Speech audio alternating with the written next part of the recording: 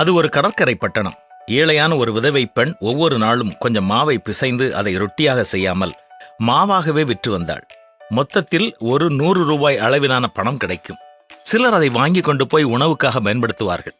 கடலில் மீன்பிடிக்கச் செல்லும் சில மீனவர்கள் திடீரென தங்கள் படகில் ஏதாவது ஓட்டை விழுந்து தண்ணீர் உள்ளே வரும் என்றால் அதை அடைப்பதற்காகவும் இதை வாங்கிச் செல்வார்கள்.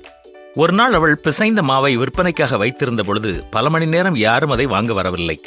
திடீரென்று ஒரு பெரிய காகம் அதை எடுத்துக்கொண்டு வானத்தில் பறந்துவிட்டது. அதை பார்த்த அந்த பெண்ணுக்கு அழுகையே வந்துவிட்டது.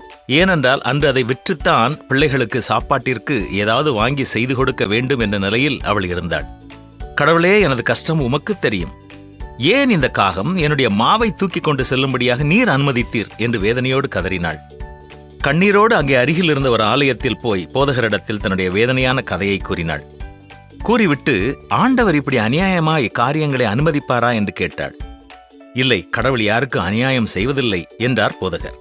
தொடர்ந்து அந்த பெண், அப்படி என்றால் அந்த காகம் என்னுடைய மாவை தூக்கி கொண்டு செல்ல ஏன் கடவுள் அனுமதித்தார் என்றாள்.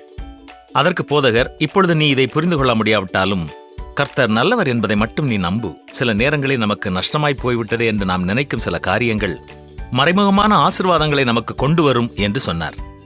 நீ பொறுமையாக இரு, நீ இழந்ததைக் காட்டிலும் அதிகமாக ஆண்டவர் உனக்கு திரும்ப கொண்டு வருவார் என்று கூறி அவளை ஆறுதல் படுத்திக் கொண்டிருந்த பொழுது வெளியே கதவு தட்டப்பட்டது.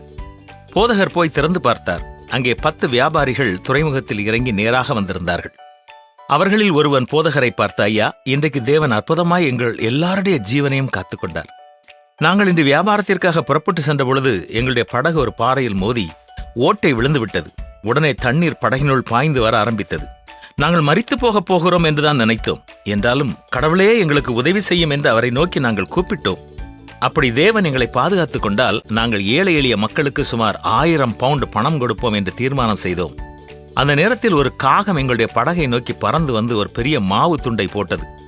உடனடியாக அதை எடுத்து ஓட்டையை அடைத்து தண்ணீரை வெளியேற்றி பத்திரமாய் கரை வந்து சேர்ந்தோம்.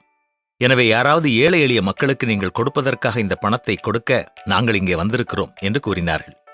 அப்பொழுது போதகர் அந்த பெண்ணை பார்த்து, கவனித்தாயா, இன்று கடவுள் உன்னுடைய மாவை அதிகமான விலை கொடுத்து வாங்கியிருக்கிறார், நீ எடுத்துச் செல் என்று அவர்கள் கொடுத்த அந்த பணத்தை அவளுடைய கையில் கொடுத்து அவளை அனுப்பினார். நண்பரே, நீங்களும் சமீபத்தில் நடந்த ஏதாவது ஒரு நஷ்டத்தை எண்ணி கவலையோடு இருக்கிறீர்களா?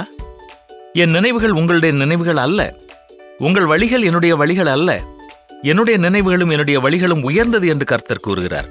உங்கள் நஷ்டத்தையும் நன்மையாக அவரால் மாற்ற முடியும். கர்த்தரையே நம்பி அவருக்கு நாம் நன்றி செலுத்துவோமா?